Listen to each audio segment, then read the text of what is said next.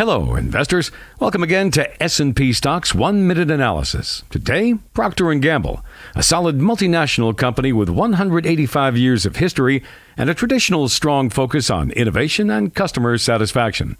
P&G has become a household name around the globe with a large portfolio of very familiar brands like Gillette, Tide, Crest, Peppers, and many others.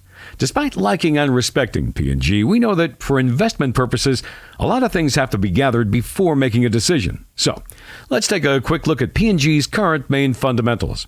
Well, P&G's main fundamentals seem to be well balanced, with fair to good finances, very good profitability, and good potentials and earnings quality. The PE ratio, however, seems poor at this moment. Also, the stock seems overvalued, given the size of its balance sheet, which is not necessarily a huge problem, especially when we're talking about solid companies like P&G, which have demonstrated a strong ability to overcome a lot of crises throughout its existence. Another positive thing about P&G is that usually it's a low-risk stock. However, at this moment, our consensus is to hold the stock. It's important here to mention that specifically for more conservative investors, it might not be a bad idea to follow this stock closely and consider entering it.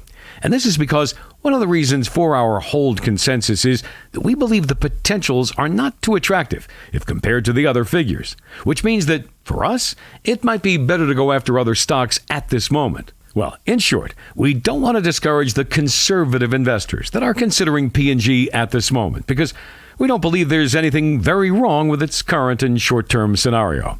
If you want more information, such as our target price or fair value of the stock, as well as plain and simple reports, please join us at our website, www.spstocks.com.